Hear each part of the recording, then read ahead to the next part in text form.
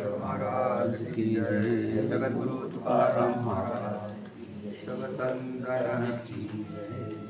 तस्मात् प्रणम्य प्रणिधाय कायं प्रसादयित्वा ममीशमित्यं पितेव पुत्रस्य सखेव सख्यो प्रियं प्रियायार्हसि देव सोडून।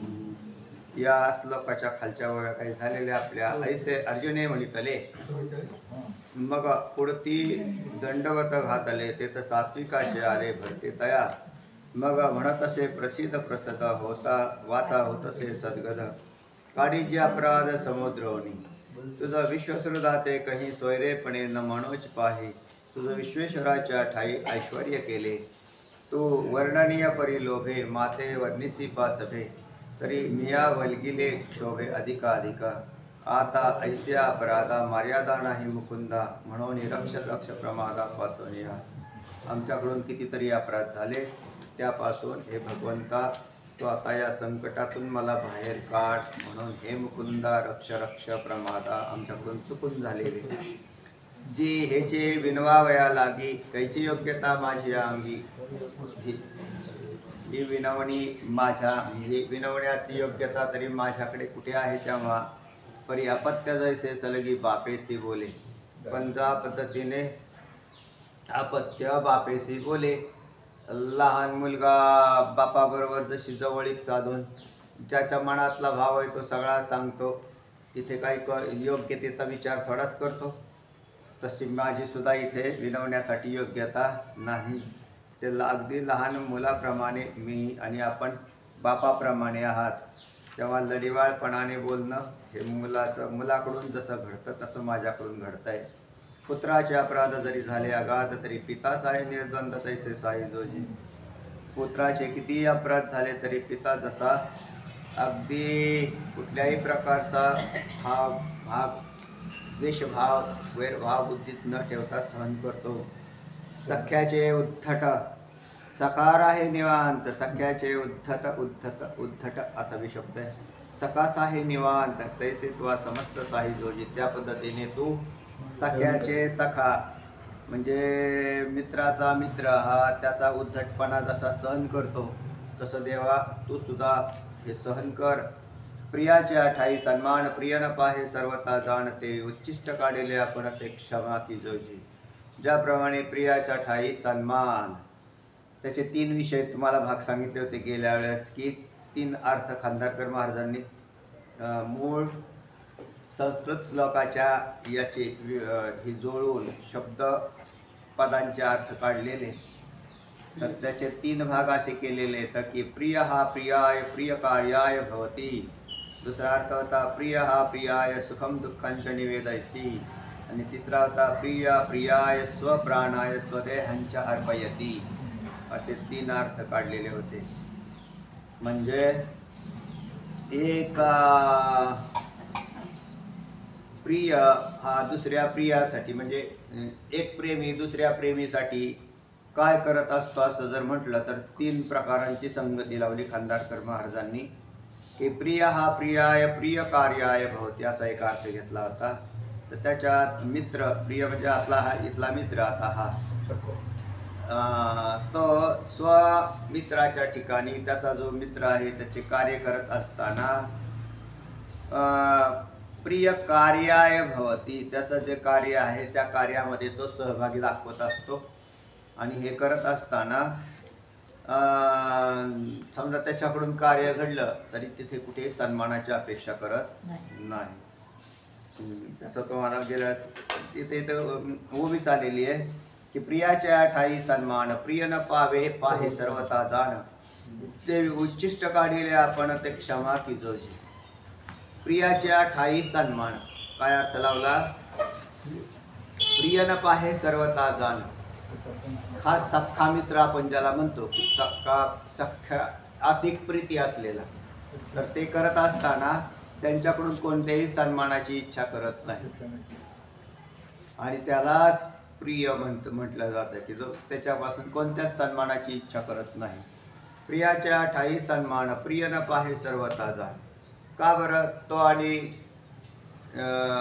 त्याचा मित्र हे 2 भिन्न म्हणून राहतच नाहीत तरी एकच असतात, म्हणून सन्मान म्हटलं की दुसऱ्याकडून स्वीकारला जातो.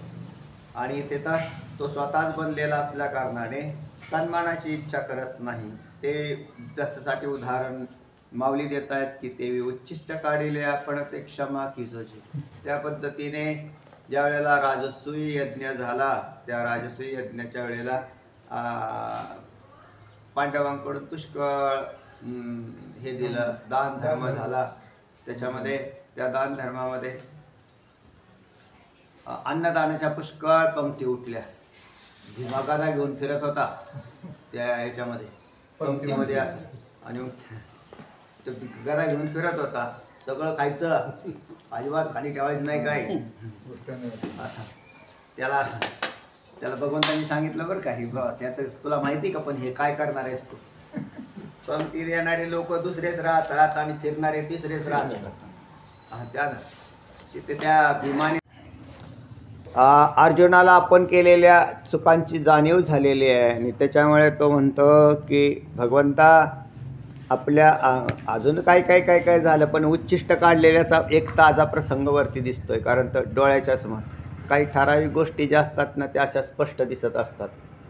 आपण हे आपल्या आयुष्याचं अवलोकन केलं की असं लक्षात येतं की तुम्हाला कोणी काय सहकार्य केलं आणि कसं की एवढे मोठे असतानासुद्धा ती माणसं अशी काम हे करताना दिसतात पुष्कळ ठिकाणी. आता जसं ज्यांच्या कार्याचा विषय असतो त्यावेळेला ते लक्षात येतं की यांनी असं केलं बरं का, त्यांनी तसं केलं बरं का. तसं राजसूय यज्ञात पत्रवळ्या उचलल्या बरं का कोणी देवाने. असं इतकं स्पष्ट असे मोठ्या घटना अशा आपण त्याला म्हणतो ठोकळ गोष्टी अशा समोर येतात. तशात अनेक बारीक सारीक असतात, पण त्याच्यातल्या छोट्या अशा म्हणजे मोठ्या गोष्टी आपल्या समोर येतात. यांचं आपल्याला असं सहकार्य झालं, पण त्याच्यात सहकार्य करणारे कोण आणि आपल्याला सहकार्य केलं तर आपण इतके छोटे असताना या देवाने आपल्याला एवढं करून करावं, तर हे फारच विशेष आहे.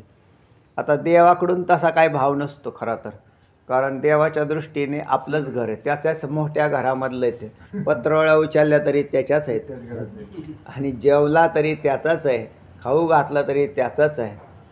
सगळं विश्व हे देवाचंच घर आहे. पण जीवाने आपली घरं स्वतंत्र बनवलेली असतात की हे आमचं घर आहे, हे आमचं घर आहे, असं जीवाची घरं स्वतंत्र आहेत. आणि जीवाची घरं स्वतंत्र झाल्याने त्याला दुसऱ्यांची घरं दिसायला लागली किंवा परके दिसायला लागले. आपपराव भाग हा जो तयार झालेला आहे आपलं दुसरं, तरी हा भाव जीवकृत बुद्धीमधून आहे. जोपर्यंत व्यापक बुद्धी होत नाही तोपर्यंत हा भाव राहतोच. हा भाव ज्यांचा तयार झाला व्यापक बुद्धीचा की त्यांना संत म्हणतात. ज्याचा अगोदरच व्यापक बुद्धीचा भाव बनलेला आहे तो भगवंत आहे. ज्यांनी स्वतःचे भाव व्यापक केले ते संत झाले. व्यापक करायचा प्रयत्न करतात त्यांना साधक म्हणावं, आणि जे परिच्छिन्न तोकड्या भावात राहतात ते जीव म्हणावं. हे जीव तोकड्या भावामध्ये राहतात आणि मग त्याच्यामुळे मग त्यांचे व्यवहारही तसेच असतात.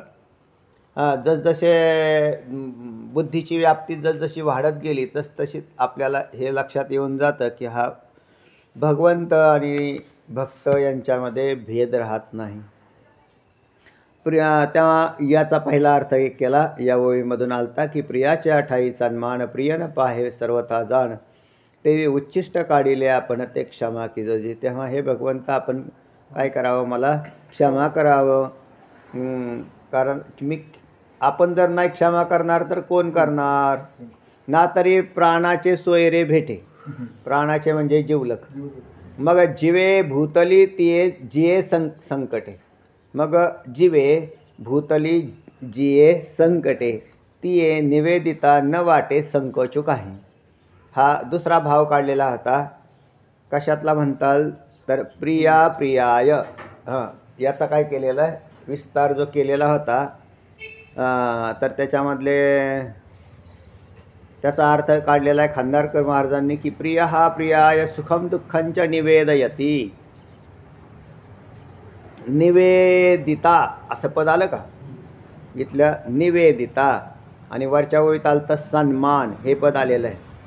आणि तिसरा जो अर्थ काढलेला आहे त्याच्यात अर्पयती आहे ना, मिनलिया न का उखिते अंगे जिवे आपण पे दिदले ज्या मनोभावे या कांत मिनलिया न राहावे हृदय जेवी. हृदय जेवी या पदाचा अर्थ येतो. कोणता? हा 3 मुद्द्यात केलेला आहे. तर हृदय जेवी, त्या हृदय जेवीमध्ये अर्पण करणं, अर्पयती असं मनातला भाव प्रतिपादन करणे असे अर्थ आहेत त्याचे. तर 3 ओव्या 3 भावासाठी प्रिया प्रियाय पदाचे अर्थ आहेत हे. आणि हे सुंदर रीतीने हाताळलेलं आहे. पहिल्या 2 ओव्या वेगळ्या केल्या होत्या खांदारकर महाराजांनी आणि शेवटची जी म्हणजे 2 भाव वेगळे केले ते. कोणते 2 भाव? तर पितेव पुत्रस्य हा वेगळा केला, सखेव सख्यो हा वेगळा केला आणि म्हणजे ते 2 एकत्र आणले. आणि प्रिय हा प्रियाय याचा अर्थ करताना 3 अर्थ 3 ओव्यात लावलेले आहेत. आपली एक आत्ताची ओळीवरची पाहिली 575वी, त्याच्यात प्रियाच्या ठाई सन्मान प्रिय न पाहे सर्वता जाण असा अर्थ झाला की सन्मानाची इच्छा करत नाही. आता दुसरा अर्थ होता ना तरी प्राणाचे सोयरे भेटे जिवलक आणि मग जिवे भूतली जे संकटे तिये निवेदिता न वाटे संकोच काही. म्हणजे प्राणप्रिय नातलग भेटल्यानंतर त्याच्याबरोबर फार दिवसांनी आल्यावर तिथं त्याला पहिल्यांदा पुष्कळ आनंद झालेला असतो. आणि मग आनंद झालेला आहे, त्या आनंदात काय काय करतात काय सांगता येत नाही. जिवलक भेटले तर असे काय करतील काय सांगता येत नाही. काय करत त्या विदुर काकांच्या पत्नी ज्या वेळेला जिवलक सोयरे जिवलक प्राणप्रिय भेटले, प्रिय भेटले, ते भगवान श्रीकृष्ण आल्यावरती देहभाव हरपला.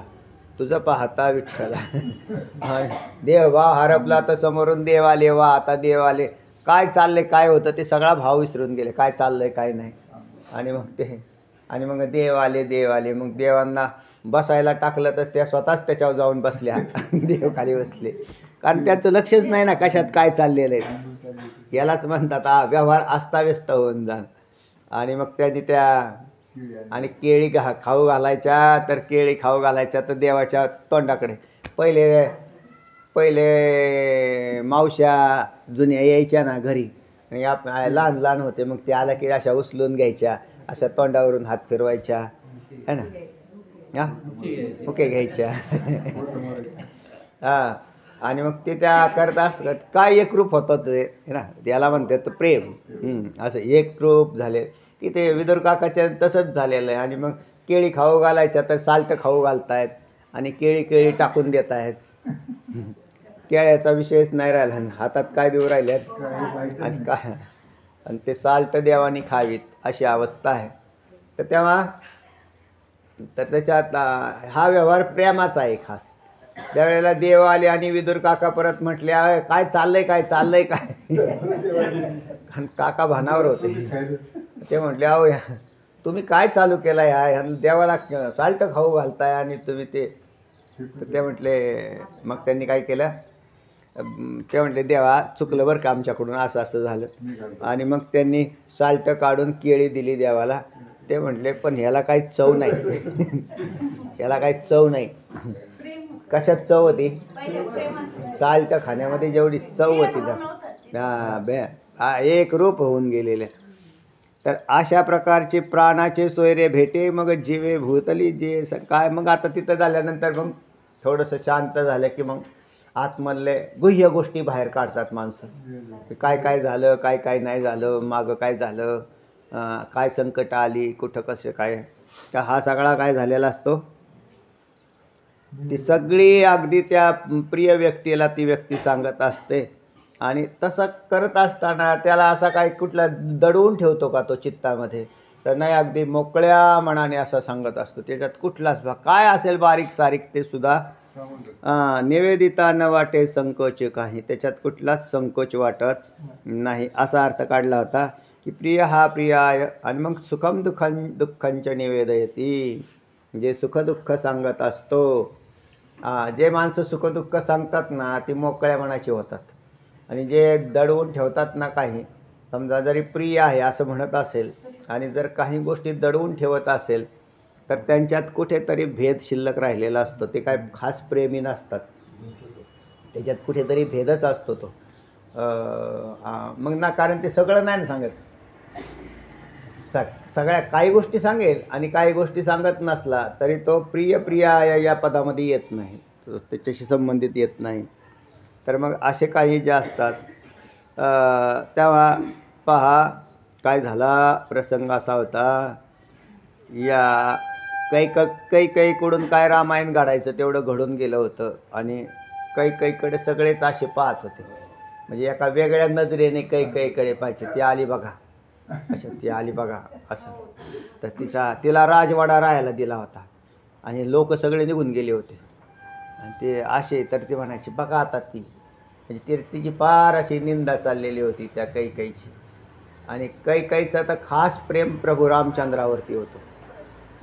म्हणजे तेव्हा आता हे झालेलं रामायण आहे, तर हे जर झालं असं केलंच नसतं तर कैकेयीवरती तरी म्हणजे हे रामायण कसं घडलं असतं. प्रभू रामचंद्राला हे माहीत होतं कैकेयी याला जबाबदार नाही, ही माझी आई आहे.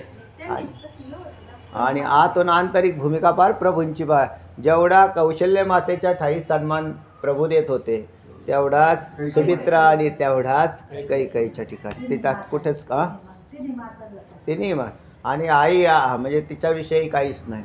आणि तिला असं एकसारखं खात राहत होती ती की माझ्यामुळं काय झालेलं आहे, यांचं असं झालं, माझ्यामुळं प्रभूंना त्रास झाला, माझ्यामुळं सीतेचं असं झालं. आणि मग ज्या वेळेला हे अयोध्यात आले, त्यावेळेला परत आले का अयोध्यात, त्यावेळेला सगळ्यात आधी दर्शन कोणाचं घेतलं असेल तर कैकेयी मातेचं. आणि मग कैकेयी मातेला काय भरून आलं असेल बरं हृदय. आणि मग ती प्रभूंच्या अशी घट्ट मिठी मारली आणि मग ते म्हणायला लागली माझ्याकडे आता काही कोणी नीट पाहतसुद्धा नाही, माझी अशी अवस्था झालेली आहे. तेव्हा प्रभू रामचंद्र म्हटले नाही माते, तुझ्यामुळे काही घडलेलं नाही, हे जे आमचं जीवन नाही तर आमचं रामायण घडलं असतं का असं. आणि आम्ही किती आपल्याला एवढे दैत्य मारायचे होते आणि 14 वर्ष आम्ही काय दुःखात थोडेच होतो, आम्ही आनंदातच होतो. जे कुठेही असले तरी नित्य आनंदात असतात तेच देव आणि संत आहेत, त्याला काही अडचण नाही. ते कुठेही असले तरी काय अडचण नाही. जीवाची भावना तशी नसते, जीवाचं भावना अशी राहते किंवा त्याला जेवढा अनुकूलतेचा वारा लागला की तेवढ्या काळात लगेच तो अगदी हर्षित झालेला असतो आणि प्रतिकूलता आली जीवनात की झालाच तो दुःखी. पण असं काही नाही झालेलं. आणि मग त्या कैकेयीने अगदी हृदय मोकळं केलं. कोणाच्या समोर? प्रभू रामचंद्रांच्या समोर हृदय मोकळं केलं. त्यावेळेला तिला बरं वाटायला लागलं, नाहीतर आतमध्ये सगळं. आणि मग ते सांगत असताना तिने काय काय ठेवलं बरं चोरून लपवून? काही संकोचलं नाही, काहीच ठेवलं नाही, तर सगळंच्या सगळं अगदी सांगितलं. आणि खरं त्याच्यामुळेच मग ते हृदय हलकं झालं, कारण त्याच्यात जर एवढं मग बरं हे सांगणार कोणाला? कारण कोणी ऐकूनच घेत नव्हते त्याला. ऐकणार कोणतरी ऐकणारा तरी पाहिजे ना की असं ते आपली दुःख जे आहेत. कारण ती प्रत्येकजण तिच्याकडे किती जरी सांगितलं तरी आम्हाला माहिती काय दिवा लावला अशा पद्धतीने पाहत होती ती. तर त्या चालतं आहे जे जे काही गोष्टी घडत राहतात ह्या त्या जीवनातल्या त्या ठरलेल्या घटना असतात आणि ते त्या घडतच राहत असतात. त्याला कोणी आपण जबाबदार नसतो, पण समाज तसा मानू शकतो किंवा मानत असतो. त्या कैकेयीची सगळ्यांनी निंदा करावी आणि प्रभू रामचंद्रांनी मात्र केली नाही, तर त्यांना खास प्रेमी म्हणतात की त्याच्यामध्ये कुठलाच दुरावा तयार केला नाही, नात्यात दुरावा झाला नाही. हां, कैकेयीचा जन्म असेल. हां, ते पिशाच्या अवस्थेत होती ही कैकेयी. पण ही कैकेयी मागच्या जन्मात पिशाच्च होती. पिशाच्च होती. तुम्हाला मी सांगितलं ना ह्याच्यातलीच कथा आहे ना हो. कार्तिक मासाची. कार्तिक मासामध्ये कार्तिक स्नानाचं ज्यांनी अखंड ही केलेलं आहे व्रतच आहे हे कार्तिक स्नान. कार्तिक स्नान म्हणजे नुसते आंघोळ्या करून बसायचं असं नाही, नामस्मरण करायचं. नाही तर ते म्हणले स्वामी महाराज पाठच उठून आंघोळ्या करतो असं. तर त्यात बरे नसल्यापेक्षा चांगले काय का म्हणा साधी बी देवपूजा केली तरी मानले जाईल. नाही झाला सगळा काकडा आला तरी पण पूजन करावं पहाट स्नान करून पूजन करून हे करत. तर त्याच्यातल्या एका दिवसाच्या म्हणजे ते पिशाच्च काय झालं, हे स्नान करून गंगेवरून चालले होते. दशरथ राजा पूर्वजन्मात ब्राह्मण होता. मग तो ब्राह्मण होता तर तो असं स्नान केलं गंगेवरचं आणि निघाला. तर निशाचर हे रात्रीच फिरत असतात. मग त्या वेळेला तो ते आडवे गेल्यावरती काय झालं, त्याच वेळेला यांच्याकडे जे कमंडलूतले पाणी होतं का ते पाणी पडलं आणि सहजता अगदी तसं झालं. उद्धाराचीच वेळ आली होती त्याची. आणि मग ते झाल्याबरोबर तिथे पाणी त्या ह्याच्या पिशाच्याच्या अंगावर पडलं. तर त्यावेळेला तर त्याला वाणी फुटली, त्याला कंठ फुटला आणि ते बोलायला लागले की मी म्हटले अशी प्रेतयोनीमध्ये गेलेली भूतयोनीमध्ये आहे आणि माझी कोण सुटका करेल. तुम्ही जर मला काही पुण्य दिलं तर मला नक्कीच मी या योनीतून बाहेर पडणार आहे म्हटले. माझ्याकडून घोर अपराध घडलेले. तर तेव्हा दशरथ राजा म्हणजे त्यावेळेचा तो ब्राह्मण तो म्हटला पण काय करता येईल, पण मला थोडं पुण्य जरी दिलं तरी माझा उद्धार होणार आहे. मग त्यांनी विचार केला की कार्तिक आत्ता चालूच आहे आपलं हे. मग त्याच्यातला कार्तिक स्नानातला त्याच्यातला एका दिवसाचा अर्ध पुण्य त्याने अर्पण गेल्याबरोबर तिला तो देह प्राप्त झाला, चांगला दिव्य देह प्राप्त होऊन ती त्या योनीतूनच मुक्त होऊन गेली. तीच पुढे कैकई म्हणून जन्माला आली. म्हणजे कैकई जे आहे आणि हा आता ब्राह्मण तो दशरथ राजा म्हणून जन्माला आला. पुढचा जन्म आहेत त्यांचे. तर तुम्ही म्हणता तसे ते बाकीचे यांचे जन्म असू शकतात हां का. तर ह्या अशा प्रकाराने ना तरी प्राणाचे सोयरे भेटे मग जीवे भूतली जे संकटे ते निवेदिता न वाटे संकोच काही. त्याच्यात काही संकोच वाटत नाही. का उखिते अंगे जिवे आपण पे दिधले जिया मनोभावे तिया कांत मिनलिया न राहावे हृदय जेवीत. प्रेमाचा तिसरा प्रकार दिलेला आहे. पहिला होता सन्मानाची इच्छा करत नाही. दुसरा आहे चित्तातले जे काही भाव आहेत ते कथन केले जातात, म्हणजे त्याच्यात निवेदन केलं जातं सुखदुःखाचं एकमेकामध्ये. याची सुखदुःख त्याला, त्याची सुखदुःख त्याला. कारण फक्त आता तर त्याच्यामध्ये कथन केलं जातं. का उखिते अंगे जिवे तेव्हा अंगे जिवे उखिते म्हणजे संपूर्ण शरीराच ज्याने काय केलेलं आहे, अर्पण केलेलं आहे. आपण पे दिधले जे मनोभावे अंगे जिवे अर्पण केलेलं. शरीर मन, जिवे म्हणजे मन, अंगे म्हणजे शरीर, असं उखिते म्हणजे संपूर्ण काय केलेलं आहे. आपण पे दिधले जिया मनोभावे मनोभावाने दिने काय केलेलं असतं, दिलेलं असतं. नुसता देह नाही तर जीवे पदाचा अर्थ मन घेतला मग, आणि अंग या पदाचा अर्थ शरीर घेतला. ज्याने आपल्या संपूर्ण शरीर आणि मन ज्यांना अर्पण केलेलं असतं अगदी मनोभावाने, त्या कांत मिनलिया न राहावे हृदय जेवी. तर कांत भावाचा विचार केलेला आहे. कांत हा भाव आहे. जसे वेगवेगळे भाव सांगितले, वात्सल्य, शांत, दास्य, सख्य, तसा कांत नावाचा भाव. कांत या पदाचा अर्थ आहे पती पत्नी. तर त्यातला कांत भाव आहे. आणि त्यालाच माधुर्य भाव असंही म्हणतात, जो गोपिकांच्यामध्ये पाहायला मिळतो. माधुर्य भाव आणि कांतभाव एकच आहे. तर त्याच्यात कांतभाव म्हणजेच पतीचा, आणि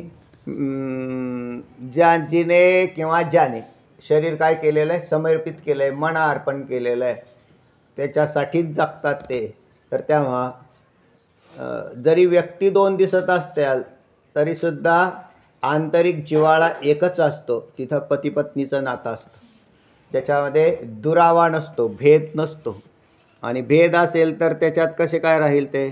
तर तेव्हा प्रिया त्याचा अर्थ काढलेला होता की प्रिया प्रियाय स्वप्राणाय स्वदेहंच अर्पयती.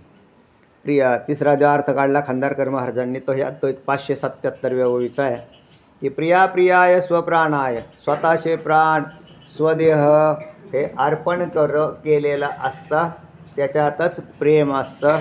त्याच्यात जर भेद असेल तर तसं जात नाही. मी तुम्हाला त्या ह्याची कथा सांगितली होती, कोणाची, भर्तृहरीची, भर्तरी दोन येतं वेगवेगळे.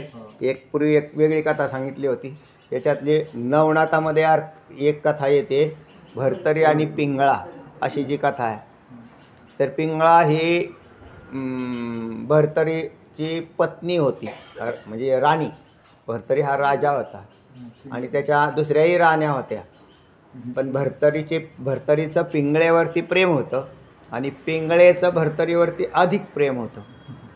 पण मग भर्तरीच्या बुद्धीत असं होतं की जशा इतर राणी आहेत त्यांचं जसं प्रेम आहे तसंच हिचंही प्रेम आहे, ह्याच्यात काय विशेष आहे. तेव्हा त्यांच्यात संवाद होत असताना तो म्हणायचा, तेव्हा ते म्हणायचे, नाही, तुमच्या मृत्यूची वार्ता जर कानी पडली तर मी तिथेच प्राण देईल. ते म्हणले असे सगळेच म्हणत असतात की बरं तुम्ही मरायचे आणि मग तुम्ही मरायच्या वेळेला मी सुद्धा लगेच मरून, असे सगळेच म्हणतात. ते एक आहे आपल्याकडे घडलेली घटना तेवढी, दुंडा महाराजांचे हे महाराज खाली होते का वरती होते, असे खाली आणि वर असे वेगवेगळ्या खोलीत होते ते. आणि मग त्यांना कळालं की महाराज गेले. तर महाराज गेला असं म्हटल्यानंतर त्यांच्या पत्नीने तेव्हाच तिथेच प्राण सोडून दिले. हां, म्हणजे एकाच वेळेला एकाच स्मशानभूमीत दोघांच्यावर एकाच ह्याच्यात अंत्यसंस्कार झाले. तर तेव्हा असं क्वचितच उदाहरण आहे समजायचं. पण ते काय बोलून दाखवलं काय, मी तुमच्याबरोबर जाईल आणि मी मागच राहणार नाही. आता या पिंगळेने काय सांगितलं होतं भर्तरीला की म्हटले, नाही, मी जिवंत राहणार नाही, मी लगेच प्राण सोडून देणार, स्वामी गेल्यावरती माझं काय काम आहे. ते म्हटले ठीक आहे. त्यांनी काय केलं, एक दिवशी परीक्षा घ्यायचं ठरवलं. आणि तो अरण्यामध्ये गेला तरी त्याच्याशी डोक्यातच ठेवलं होतं की आज आपल्याला असं करायचं. आणि मग अरण्यात गेल्यावरती वाघाच्या शिकारीला जातो म्हणून पिंगळेला सांगून गेला. आणि गेला तर तिकडे गेल्यावर त्यांनी ती शिकार बी केली, वाघाला मारलं, पण वाघाचं रक्त काढलं आणि स्वतःच्या कपड्याला लावलं. आणि एका सेवकाला सांगितलं, मी सांगतो तेवढं काम करायचं. हे कपडे घेऊन कोणाकडे जायचं, आता राजवाड्यावर जायचं. आणि राजवाड्यावर जाऊन त्यांना सांगायचं की हे आपल्या महाराजांना वाघाने खाऊन टाकलं. हां, आणि मग पिंगळा काय करते ती पाहू. आणि तसंच झालं बा. ते मग ते राजा निवांत येत राहिला, आता पुढे पाहू काय होतं ते. आणि मग ते आले तर येतानाच त्यांनी पाहिलं की ती नदी आडवी लागलेली होती. तिथे ते सेवकांना सांगितलं लाकडं आणा. आणि महाराजांना तर वाघाने खाऊन टाकलं. म्हटलं माझं इथं जगण्यात काय अर्थ आहे. तिने ते हे रचलं, चित्ता रचली, सरण रचला आणि झाली बा. काय केलं तिने, देह त्याग करून टाकला. तसं पूर्वीच्या काळात महिला सतीही जात होत्या, पण सती जाण्यातल्यामध्ये त्याच्यात बळजबरी होती काही. कोणी जर मनाने गेलेले असतील तर तो भाग भिन्न होता, कोणी एखादी दुसरे केस असू शकते. पण ज्याची जगण्याची इच्छा आहे त्याला मारायचं कशासाठी. मग ते राजाराम मोहन राय ना, त्यांनी सतीची चाल बंद केली त्यांनी. आणि बरेच समाजसेवक पूर्वी काही झालेत आणि ते योग्य बी आहे, त्याच्यात काही शंका नाही. त्या पिंगळेने ते स्वतःचा देह अर्पण करून टाकला. आणि मग ज्या वेळेला राजा आला तर नदीत हे प्रेत जळत आहे म्हटले. ते म्हटले कोणाचं आहे, म्हटले पिंगळेचं. बापरे. आणि मग म्हटले तिने खरंच केलं का काय. आणि मग म्हटले तिने लगेच ती स्वतः ती गेली जळून. आणि हा राजा राहिला मागं. आणि मग तो पिंगळा करत बसला. तो कुठं, स्मशानभूमीमध्ये. तो तिथंच पिंगळा.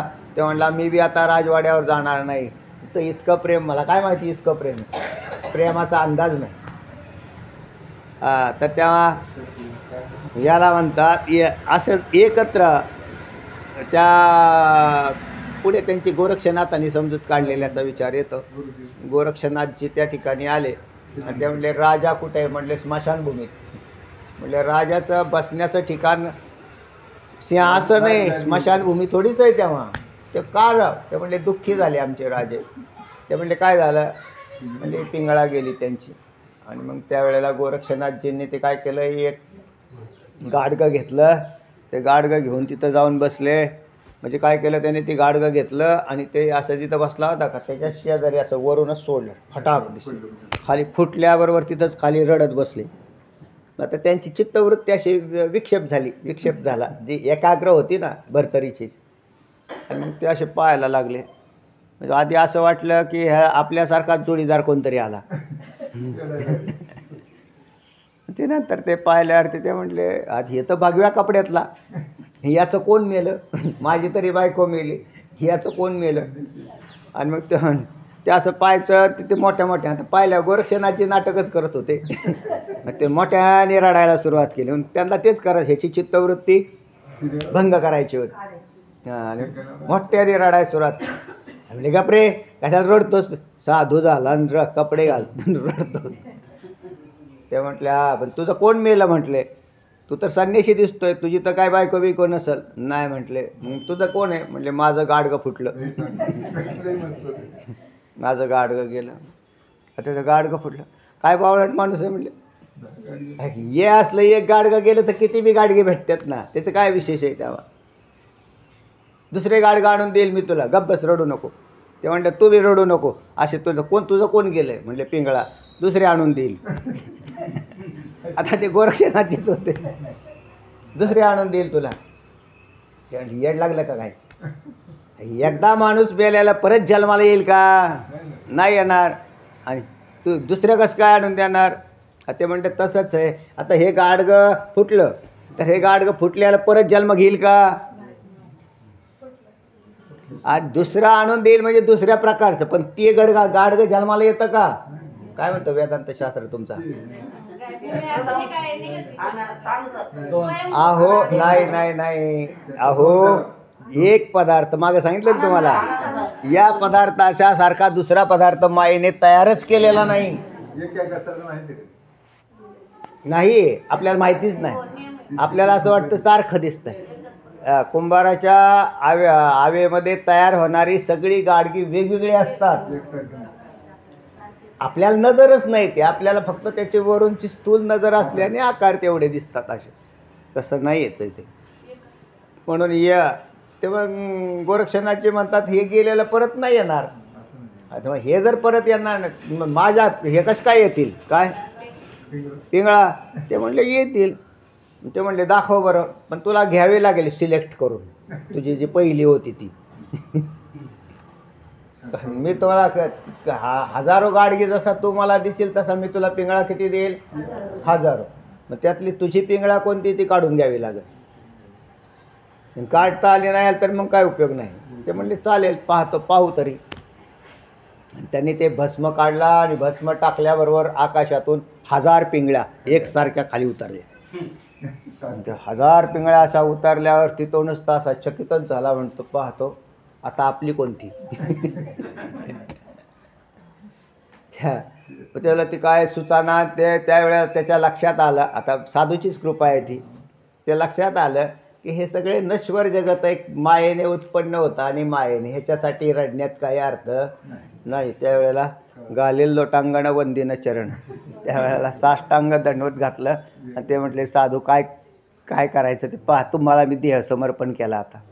तर त्या असा प्रकार आहे. म्हणजे त्या ठिकाणी आपलं जर समजा आपला विषय काय आहे की आंतरिक गुह्य सगळं सांगितलं जातं. ज्यांनी मन शरीर अर्पण केलेलं आहे तर तिथे पुढे आणखीन काय राहत नाही का, म्हणजे स्वतःचं काही ठेवून राहत नाही, तर संपूर्ण अर्पण केलेलं असतं. तर अगदी तसंच आहे आपल्या माऊली ज्ञानोबांच्या बाबतीतही तसंच आहे.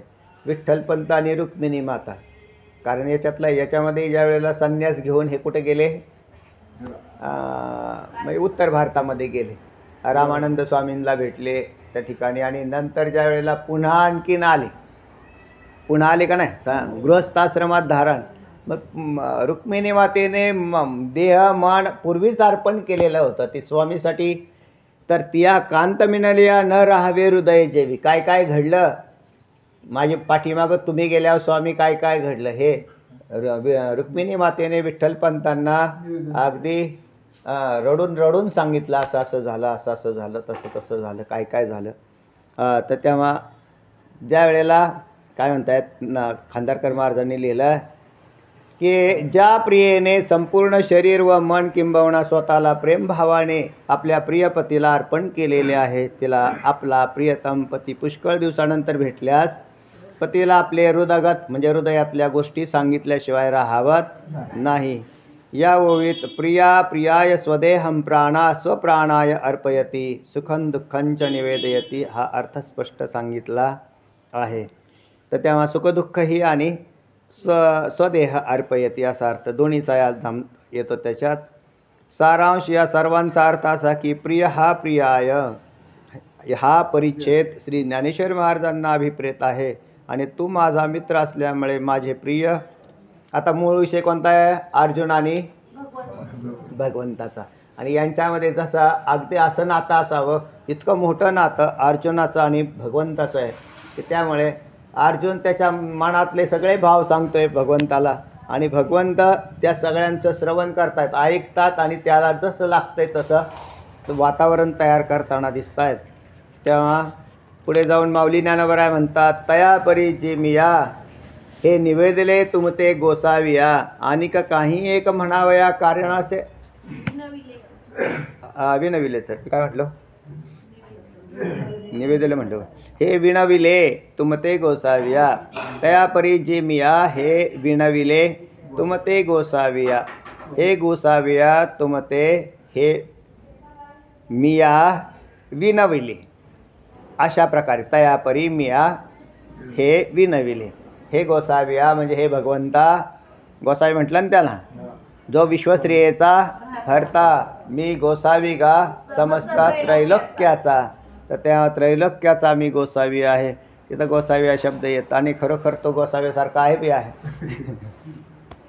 तो अगदी तटस्थ भूमिकेत आहे, काही झालं काही नाही. तर त्या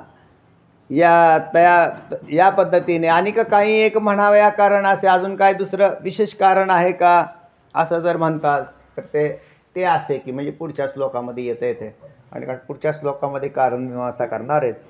त्यापरी जे मी हे विनविले तुमते म्हणून अशा प्रकाराने मी तुम्हाला विनवलं. माझी योग्यता नसताना विनवलं. आणि योग्यता नसताना का विनवलं तर जशा पद्धतीने प्रेमाचा विषय सांगितला आहे की पितेव पुत्रस्य सखेव सख्यो आणि प्रिया प्रिया हा. तर याच्यामधल्या या सगळ्यांचा भावार्थ घेऊन या पद्धतीने मी आपली विनवणी केली. इतकं मोठं प्रेम आपल्यामध्ये आणि असलंच पाहिजे देव आणि भक्तामधलं. हरी अदृष्टपूर्वं ऋषितोऽस्मि दृष्ट्वा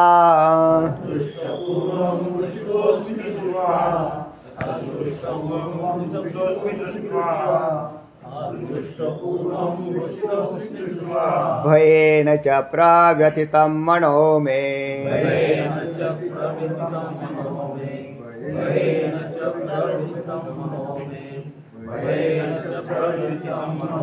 हरी स्वरात म्हणा. अदृष्टपूर्वं ऋषितोऽस्मि दृष्ट्वा भयेन च प्रव्यथितं मनो मे ऋषितोऽस्मि दृष्ट्वा भयेन च प्रव्यथितं अदृष्टपूर्वं ऋषितोऽस्मि दृष्ट्वा भयेन च प्रव्यथितं अदृष्टपूर्वं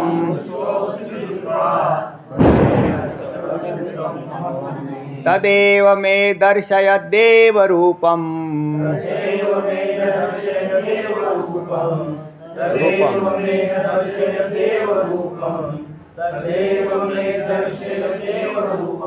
प्रसीद देवेश जगन्निवास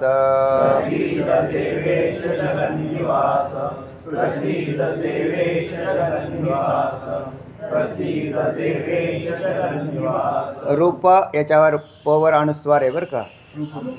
हा रूपम आहे. हा खांदारकरांच्या यात राहिलेला आहे. तदेव मे दर्शय देवरूपं प्रसीद देवेश जगन्निवास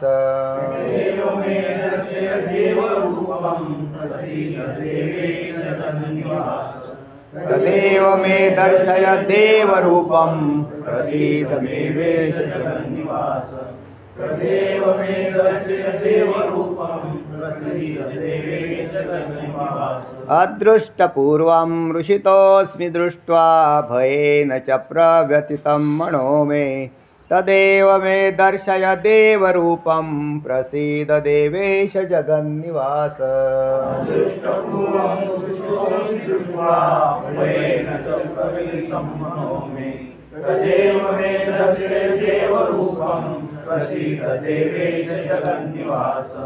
अदृष्टपूर्वं ऋषितोऽस्मि दृष्ट्वा भयेन च प्रव्यथितं मनो मे तदेव मे दर्शय देवरूपं प्रसीद देवेश जगन्निवास। अदृष्टपूर्वं ऋषितोऽस्मि दृष्ट्वा भयेन च प्रव्यथितं मनो मे तदेव मे दर्शय देवरूपं प्रसीद देवेश जगन्निवास। अदृष्टपूर्वं ऋषितः अस्मि दृष्ट्वा भयेन च प्रव्यथितं मनः मे तत् एव मे दर्शय देव रूपं प्रसीद देवेश जगन्निवास। 2-3 पदच्छेद आहेत, सांगा 10 तोंडीत आहे.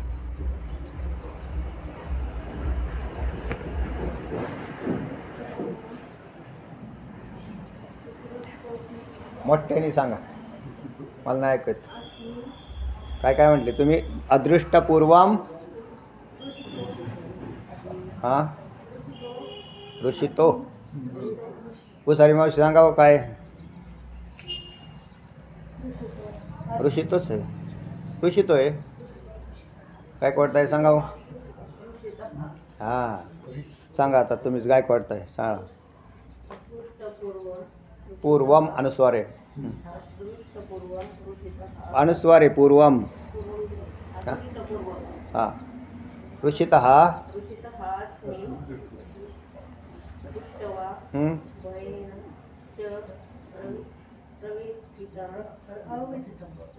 प्रव्यथितम नाही तुमच्यात आहे का काय? नाही ना. हां प्रव्यथितम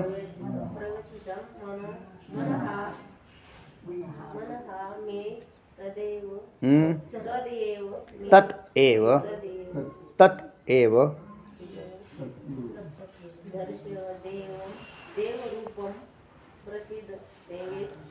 जगन्निवास. अदृष्टपूर्वम मध्ये कधी पूर्वी न पाहिलेलं. अदृष्ट म्हणजे पूर्वीचं आणि म्हणजे का अदृष्टातला म्हणजे माग असणार आणि कधी अदृष्टपूर्वम कधीही न पाहिलेलं. दृष्टवा दृष्टवा म्हणजे पाहिलेलं. अदृष्टपूर्व म्हणजे कधीही न अनुभवलेलं असं अदृष्टपूर्वम. पूर्वी कधी न अनुभवलेलं जे आत्ता आम्ही पाहतोय असं आपलं जे रूप आहे त्याचे पाहून हर्षितः अस्मी मी काय झालेलो आहे? आनंदित झालेलो आहे. पूर्वी कधी विश्वरूप पाहिलेलं होतं? कधीच नाही. म्हणजे पूर्वी जीवनात आपल्या जीवनात त्यालाच काय म्हणतात तुम्ही काय म्हटले? अपूर्व. काल म्हटले ना तुम्ही अपूर्व. विश्वरूप अर्जुनाने कधी पाहिलेलं आहे? कधीच पाहिलेलं नाही. म्हणून ते एक अपूर्व आहे जे पूर्वी कधीच पाहिलेलं नाही. अशी अपूर्व वस्तू. तर त्या इथंही अपूर्व शब्द लागला. त्याला अदृष्टपूर्वम असं म्हटलं इथं श्लोकामध्ये. दृष्टवा म्हणजे पाहिलेलं. असं विश्वरूप पूर्वी कधीही पाहण्यात आलेलं नाही. म्हणून हर्षितः अस्मी मी काय झालेलं आहे? आनंदी झालेलं आहे, हर्षित झालेलं आहे. च म्हणजे त्याचप्रमाणे. भयेन प्रव्यथितम मनः मे मे म्हणजे मला. मनः मन. प्रव्यथितम मन म्हणजे मन व्यथित झालेले आहे. मे म्हणजे माझे. माझे मन कशाने? तर भयेन प्रव्यथितम भीतीने व्यथित झालेलं आहे. म्हणजे 2 गोष्टी दिसत आहेत. पहिल्या श्लोकाच्या पूर्व भागामध्ये पूर्व अदृष्टपूर्वम दृष्ट्वा म्हणून हर्षितः अस्मी मी पूर्वी कधी अनुभवलेलं नाही असं तुझं हे रूप पाहिल्याने विश्वरूप पाहिल्याने आनंदीही झालेलो आहे. त्याचप्रमाणे काय झालेलं आहे? भयेन प्रव्यथितम मनः, माझं मन भीतीने सुद्धा ग्रस्त झालेलं आहे, त्रस्त झालेलं आहे. म्हणजे भीतीसुद्धा वाटते. असे दोन भाव आहेत बरं. ही आहे, हर्ष बी आहे, आनंदही आहे आणि भीती बी आहे. असे दोन भाग आहेत. एका माणसाला संध्याकाळच्या वेळेला चकचक चकचक करणारा सोन्याचा हार भेटला. कुठं? रस्त्यात, मंदात. आणि तो असा पडलेला होता आणि असा चक चक चक चक करत होता. आणि तो असा चांगला असा चकचकीत, आणि सूर्याची नेमकी पिवळी किरणं असल्याने त्याच्या पांढऱ्या शरीरावर, तिथे काय झाला होता, पांढऱ्या शरीरावर पिवळी किरणं पडल्यामुळे तो पिवळसरता तयार झाली होती. असा प्रत्यक्ष मी पाहिलेला आहे बरं का. साप, तो साप आहे ना, म्हणजे जिवंत साप होता तो. आणि तो, मी वरती माळावर एकटाच होतो, तो अशा गवतामध्ये असं एवढेच उंचीचं गवत, आणि त्याच्यात तो असा आणि थोडंसं असं पाऊस वगैरे थोडंसं येऊन गेलेला होता. असा ते असा पडलेला होता. त्याचं तोंड असं होतं, पण ते असं पूर्णतः पिवळसर. तो सर्पसुद्धा असा खरोखर म्हणजे असा तुम्हाला असा दिसेल की सोन्याचाच हार इथं तुटून पडलेला आहे कोणाचा तरी. आणि तो असा पिवळा असा. आणि मग त्याच्यात ते म्हटलं की काय अशी काय वस्तू आहे अशी ही ती सोन्यासारखी अशी दिसते. मी असा जवळ गेल्यावरती ते लगेच लक्कन हल्लं की असा खेळ, लगेच आम्ही पाठीमागू. का बरं? कोणता भाव? भीती. म्हणजे एकाच वेळेला दोन भाव तयार होतात का? तर होतात. कारण फक्त जोपर्यंत तो त्या रूपाशी संलग्न असतो तोपर्यंत तो भाव असतो. आणि त्याचं रूप बदललं एकातच, जसे सरडे म्हणतात रूप बदलतं, रंग बदलतो सरडा. इकडून असा झाला असताना त्याला जर भीतीची जाणीव वाटली तर तो लगेच वेगळा रंग येतो. तोच काही वेळेला शांत भावात असेल तर अगदी दिसायला असा एकदम साधारण असा दिसतो. आणि तो त्याला असा लगेच रंग लाल हिरवा असा रंग तो डायरेक्ट तयार करतो, त्याच्या त्या कातडीवर आणतो. तसे जीवाच्या चित्तामध्ये सुद्धा असे भाव सरड्यासारखेच बदलतात. तेव्हा मग दोन भाव तयार होतात. एक विश्वरूपाला पाहिल्याने, समोर कोणतं होतं? विश्वरूप होतं. तर त्या विश्वरूप पाहिल्याने पहिल्यांदा तर असा सुंदर, कारण ते विश्वरूप एकदमच फार खराब होतं आणि एकदम भीतीग्रस्त होतं असं नव्हतं. ते सुरुवातीच्या काळात तेच रूप सुंदर असं वाटत होतं अर्जुनाला. आणि फक्त ते नंतर ज्या वेळेला अधिक हे होत गेलं, भयानक होत गेलं, रौद्र आणि भयानक रूप धारण करत गेलं, तसं भीतीचं प्राबल्य वाढत गेलं, त्याचं भीती वाढली त्याच्यात. आणि ज्या वेळेला ते चांगलं वाटत होतं तोपर्यंत त्याला काय म्हणजे हे आपल्या दृष्टीने फायद्याचंच आहे आणि आपल्याला आनंद देणार आहे असं होतं ते. तर असे दोन भाव देव या श्लोकामधून आलेले आहेत की अर्जुन, आणि हे निवेदन केलेला भाव आहे. म्हणजे आत्ताच पाठीमागं म्हटलं की चित्तामधले जे काही भाव आहेत अर्जुनाच्या, तो भगवंताच्या समोर निवेदन करतो आहे. त्यात एव मे दर्शय देवरूपं. तेव्हा आता हे देवा तुझं जे मूळचं रूप आहे ना ते दाखव. आता हे बंद करून टाक, कारण या रूपाने मला दोन भाव माझ्या चित्तात तयार करून दिले. एक हर्षभावही दिला आणि दुसरा भयही निर्माण केलं. पण मला असं वाटतं आहे की हे दोन्ही बी नको आता मला. म्हणजे ते हर्षसुद्धा मला आवडला नाही तसा, आणि भीतीसुद्धा मला ते तर नकोच आहे. तर तेव्हा हे दोन्हींच्या पलीकडे एक तुझं जे मूळचं रूप आहे ना, रूपम म्हणजे चतुर्भुज रूप, रूपम पदाचा अर्थ इथला चतुर्भुज. तुझं जे देवा मूळचं जे चतुर्भुज रूप आहे ना ते दाखव. का बरं? ते गोड आहे, म्हणजे त्याच्यामध्ये गोडी टिकून राहते. ह्याच्यामध्ये काय सारखेच भाव बदलत आहेत. म्हणजे विश्वरूपामध्ये काय होत आहे? भाव बदलताना दिसत आहेत आणि ते माझ्या चित्ताला ग्रस्त करताना दिसत आहेत. तेव्हा आता एव मे म्हणजे मला हे दर्शय देव, हे देवा म्हणजे हे कृष्णा, रूपम दर्शय. रूपम म्हणजे चतुर्भुज रूपम दर्शय. कोणतं रूप? चतुर्भुज रूप दाखव आणि माझ्यावरती कृपा कर, प्रसन्न हो, प्रसिद्ध, माझ्यावर प्रसन्न हो. त्याच्यासाठी विशेषणं वापरली देवेश. देवेश म्हणजे देवांचा ईश. देवेश सगळ्या देवांचा ईश कोण आहे? हाच. आणि जगन्निवास संपूर्ण विश्व ज्या तुझ्यामध्ये जे विश्रांती घेतं तो तू. तर जगाला विश्रांती देणारा आणि देवादिदेव असणारा अशी दोन विशेषणं कशासाठी आलेले तर प्रसन्न हो यासाठी आलेले आहेत. तर देवेश असल्यामुळे देवेश असल्यामुळं याच्यातून मार्ग कोण काढेल तर तूच काढशील, कारण तू देवांचा ईश आहेस. हे विश्वरूप आहे, हे तुझाच एक भाग आहे, म्हणून तू देवेश आहेस. विश्वरूप हा एक भाग झाला, अशी अनेक विश्वरूपं तुझ्यात सामावलेली आहेत. म्हणून तू कोण आहेस या सगळ्यांचा ईश आहेस, म्हणजे देवेश आहेस. नाहीतरी विश्वरूप हे सुद्धा काय होतं, नामरूपवानच होतं. नामरूपाने मायाकृत तयार झालेलं. पण म्हणून विश्वरूप हे सगळ्या देवांचा देव आहे का, नाही. विश्वरूपांचा एक देव आहे, तू आहेस.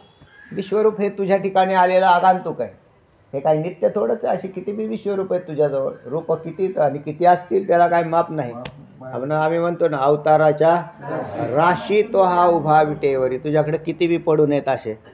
ह्या प्रत्येक वेळेला ते नाटक कंपनीवाले जे असतात ना, त्यांच्याकडे असे ड्रेस राहतात, पेटाऱ्याचे पेटारे भरून राहतात.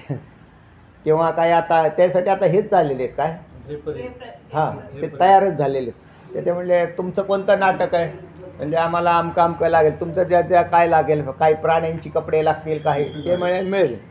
ते म्हणजे तुमचं कोणतं आहे, म्हटले आम्हाला याचं नाटक करायचं आहे विश्वामित्राचं. ते विश्वामित्र आणि वशिष्ठ मुनी तर लगेच ते चालेल. साधूंचे सुद्धा दाड्या फिडे आमच्याकडं सगळं रेडीमेड आहे अगदी असं. जर हे म्हणजे लोकांनी तयार करून ठेवलेले ते सगळे, आणि हे लोक तयार करत असतील तर देवाकडे किती रूप असतील, त्याच्याकडे तर पेटाऱ्याच्या पेटारे भरून आहेत त्याच्यात. म्हणून या सगळ्यांचा खरा मुख्य जर कोण असेल तर तो ईश असा तू. म्हणून तुला मला प्रसन्न व्हायला काय अडचण नाही. तू माझ्यावर काय हो, प्रसन्न हो. आणि जगन्निवासा तू काय आहेस, जगन्निवास हे एक विशेषण आहे. या संपूर्ण विश्वाचं राहण्याचं वसतिस्थान जर कोणतं असेल तर तूच आहेस. आणि त्याच्यामध्येच आम्ही बी तुझ्यातच राहतो, सगळं तुझ्यातच राहतं. तेव्हा तू माझ्यावर प्रसन्न हो. मी तुला सोडून दुसरीकडे कुठे राहतो, तेव्हा तुझ्यावरती काही संकट पडेल की तुम्हाला मला हे करायचं आहे म्हणून, पहिलं मूळचं रूप दाखवायचं आहे म्हणून, काहीच अडचण नाही. तर असा या श्लोकाचा सरळ अर्थ दिसतो आहे. तर भगवंता हे हाही पाठीमागे झालेला अनुवाद आणि आत्ता अर्जुनाची मागणी या दोन गोष्टी श्लोकातून आल्या. आत्तापर्यंत झालेला अनुवाद असा होता की मी हर्षित झालो आहे आणि व्यथित झालो आहे, ही वास्तवता आहे आत्तापर्यंतची. आणि आत्ताची मागणी आहे ती प्रसन्न हो, ही मागणी आहेच आहे, अर्ध्या श्लोकामध्ये आली. पण तुझं मूळचं रूप दाखव, आणि मूळचं रूप दाखवण्यासाठी तू प्रसन्न हो, म्हणून विशेषणं देवेश आणि जगन्निवास वापरलेली. तरी देवेशी सलगी केली, जे विश्वरूपाची आळी घेतली, ते मायबापे पुरवली स्नेहाळेचेनी. तरी देवेशी सलगी केली, लढवाळपणा केला. माऊली म्हणतात हे ओवी मागच्या ओवीला धरून येईल. आता अनेक काही एक म्हणावया कारण असे, दुसरं काही कारण आहे का आम्हाला काही विचारण्याचं, तर दुसरे विनंती करण्याचं काही कारणच नाही आमच्याजवळ. तर आमचं कारण एवढंच आहे की आमच्यावर आत्ता आलेला, आत्ता जे समोर जो अर्जुन व्यथित झाला, कधी हर्षित होतोय, कधी व्यथित होतोय, मनाला दुःख लागतं आहे, तर याच्यातून बाहेर पडण्यासाठी काय करायचे, देवाबरोबर सलगी करायची. म्हणून त्यासाठी प्रसन्न हो म्हणून सारखं ओरडतो आहे. तरी देवेशी सलगी केली, म्हणून आम्ही काय केली, तुझ्याबरोबर सलगी केली, म्हणजे लढिवाळपणा केला, किंवा तुझ्या ठिकाणी आम्ही काय झालेलं आहे, जवळीकता साधलेली, तुझी जवळीकता केलेली. जे विश्वरूपाची आळी घेतली, आपण काय केलं, तुझ्याबरोबर खरं तर मी पूर्वी सलगी केली, आता पूर्वीचा बी अर्थ लागतोय त्याच्यात इथं ओवीप्रमाणे. जे विश्वरूपाची आळी घेतली, आळी म्हणजे हट्ट, मी काय केला, विश्वरूप पाहण्याचा हट्ट घेतला तुझ्याकडे. असं वाटलं होतं की त्याच्यातून जास्त सुख मिळेल. माणसं जास्त परिश्रम, जास्त प्रयत्न कशासाठी करतात, अधिक सुखासाठी करतात. एका माणसाने एक कंपनी लावल्याने त्याला 5 लाख रुपये सुरू झाले, म्हणजे महिन्याला 5 लाख यायला लागले, 12×5 = 60 लाख रुपये. चांगला फायदा झाला का नाही, महिन्याला 5 लाख. तो म्हणला 5 लाखावरती नाही, अजून जर आपण जर समजा ह्या आता कंपनी याच्या 10 पटीने जर विस्तार केला, एक्सपान्शन कंपनीचं, तर मग काय होऊन जाईल, आपलं उत्पन्न किती राहील, किती कोटीवर जाईल, 10 म्हटल्यावर काय कोटीवर जाईल. त्याने त्या कंपनीचा एक्सपान्शन करायला कर्ज काढलं आणि मग त्याच्यात काय झालं, ते पहिले 5 लाख येत होते का ते बी बंद झाले आणि त्या एक्सपान्शन करण्याच्या छंदात त्याचा सगळा धंदा बुडून गेला आणि मग त्याला काय झालं, तोटा झाला आणि दुःखच झालं. म्हणजे करायला गेला एक आणि झालं भलतंच. म्हणजे जे पहिले चाललं होतं ते बरं होतं का नाही. 5 लाख रुपये महिना येतो तर काय अडचण नाही ना, काय ताण नाही, इकडे तिकडे फिरून मौज मजा करून चाललं आहे त्याचं 5 लाख महिना. पण त्याला अपेक्षा कशाची होती, हां तसं याला अपेक्षा चढली अर्जुनाला, विश्वरूप द्यावं दाखव बरं आपलं. म्हणजे आता पहिलं व्यवस्थित चाललं होतं का नाही, जेवढं सुख मिळत होतं तिथपर्यंत चांगलं होतं. अर्जुन म्हटला देवा विश्वरूप दाखवा बरं आपलं, ते आपण आत्तापर्यंत कोणालाच नाही दाखवलं. चालेल मग आता हे करायला पाहिजे की हे सुखदायक आहे का दुःखदायक आहे ते आधी विचारायला पाहिजे होतं. आणि करुणी उचित प्रेम घाली हृदयात असं करायला पाहिजे होतं का नाही. पण उचित करायच्या ह्याच्यात काय झाला, त्याने मागून घेतल्याने देवाने विश्वरूप दाखवायला जे भरा सुरुवात केली आणि मग याच्यात सुखदुःखाच्या लाटा यायला लागल्या की नक्की काय चाललेलं आहे बा हे. हा कारण अकराळ विक्राळ पाहिलं, पाठीमागं जी वर्णनं येऊन गेलेली तर ती काही भीषण वर्णनं येऊन गेली त्याची. अशी वर्णनं नुसती वर्णनं ऐकून आपल्याला पाठाला येऊशी वाटत नव्हतं. म्हणजे म्हणा हे बेकारच वर्णन चालू आहे, ह्याच्यापेक्षा नाही पाठाला गेलेलं. तर अर्जुनाची काय परिस्थिती असेल बा, की अर्जुनाला असं वाटलं की एवढं सगळं काय देवा तुम्ही हे दाखवलं, मी सुखासाठी इच्छा केली आणि तुम्ही दाखवताय हे असलं. तर असं रूप, तर ते वास्तविक पाहता मी कशामुळे केले होतं, ते आंतरिक असं वाटलं होतं की आनंद होईल, आणखीन जास्त आपल्याला आनंद उपभोगायला मिळेल. म्हणून जे विश्वरूपाची आळी घेतली तरी देवेशी सलगी केली, त्या सलगीमध्येच म्हणजे देवाची जवळीक करून विश्वरूपाची आळी घेतली म्हणजे हट्ट केला. ते मायबापे पुरवली स्नेहाळायची. आपण मायबापाच्या अंतःकरणाने अगदी स्नेहाळ होऊन ते काय केलं, माझा हट्टसुद्धा पुरवला मायबापांच्या बुद्धीने. कारण हट्ट पुरवणं हे आईबापांचं कामच राहतं, पोराचे हट्ट पुरवणे. आपणही मायबाप होऊन माझा हट्ट पुरवला आणि हट्ट पुरवला, पण ती वस्तू चांगली आहे का वाईट आहे याचं मुलाला देवा ज्ञान असतं का, आईबापानेच निवडून द्यायला पाहिजे. आईबापाने पाहायला पाहिजे या चांगलं दिसतं. आता ते लहान पोरं तर दिवा धरायला सुद्धा जातात, असे जर लावलेलं असेल दिपावळीचे दिवस, त्याला काय कळतच नाही. जे एकदम लहान असतं त्याला काहीच कळत, त्याला असं ते रूप पाहतं, ते पतंग जसं अगदी तसंच आहे आणि ते असं धरायला जातं त्याला. तर त्यावेळेला आईबापांना लायचं हे जरी दिसायला चांगलं दिसत असलं तरी त्याला उचलून बाजूला वर ठेवा. मग ते सांगतात इथं खाली ठेवू नका, वर ठेवा, पोरं त्याला हात लावेल, पोरं धरेल ते दिव्याला. मग हे मुलगा का धरायला जातो, त्याला गोड लागतं आहे ते वाटतं म्हणून ते बाळ धरायला जातं. पण आईबापांना माहिती आहे की हे दिसाय चांगलं असलं तरी धरण्यासारखं नाही. तर तसं तुझं हे विश्वरूपे द्यावा, खरं तर वास्तविक पाहता तूच पाहायला पाहिजे होतं.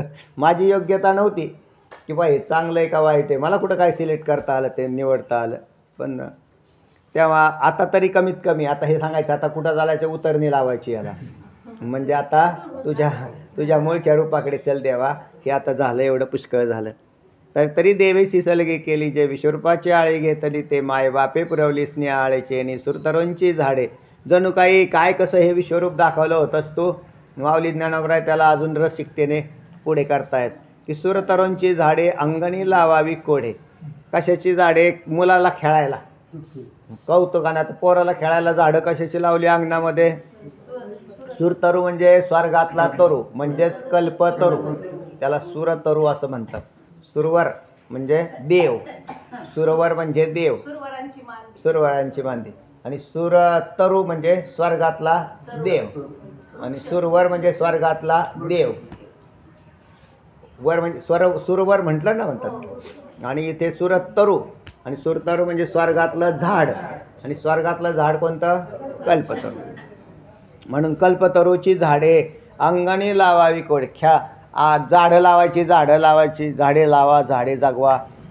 एक प्रोजेक्ट हाती घेतला, पण मग कोण काय झाडं लावली, कल्पतरूंची झाडं लावून टाकली वा. आम्ही इच्छा केली होती साधी झाडे लावायची आणि आपण तर थेट कल्पतरूचीच झाडे आमच्या अंगणात आणून लावली.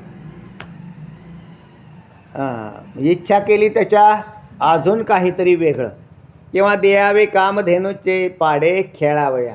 लहान मुलाने हट्ट केला काय मला खेळायला मग ते येतात आता नाही ना ते खेळायला खेळण्याची आलेली खेळणी मिळतात ना आपले लहान बैल बिल गाया पिया घोडे ते याच्यामध्ये किल्ला केला ना. मग किल्ला केला म्हणजे दिवाळीचा आत्ताचा किल्ला. त्याच्यामध्ये ते घोडेन फिडेन असेन ते पोरांची अशी बॅगच भरून ठेवतात ती दिवाळीला काढून ते त्याच्यावर असे ठेवले असं केलं. तर त्या पोरांनी फक्त हट्ट केलं हे आम्हाला खेळायला आपले हे असे खेळण्यातले बैल बिलं पाहिजे. त्याने चालेल मग ह्याने ओरिजिनलच काय पुरवून दिल्या कामधेनूच टाकून दिल्या. आता कामधेनू कुठे लागतं स्वर्गातले पदार्थ मौल्यवान श्रेष्ठ ज्यांचं मूल्य अधिक आहे जे दिसण्यासाठी बी अधिक सुंदर आहेत असे ज्यांची उपयोगिता सुंदर आहे जे दुर्मिळ आहेत का सहज उपलब्ध होतात कल्पतरून हे दुर्मिळ आहे. आणि ते एखाद्या मुलाच्या बापाने जणू काही आपल्या पोराला खेळायला स्वर्गातली कामधेनू आणून दिली. हे काय मृत्यू लोकातले ह्याची कचाकड्याची भांडी घेत होतो. आणि झाड लावा म्हणून विचारलं तर कल्पतरूच्या बागा लावून टाकल्या. कल्पतरूची बाग लावली. अगदी तसंच माझ्या जीवनात झालेलं आहे असं अर्जुन म्हणतो. राहिलेला विषय नंतर पाहू.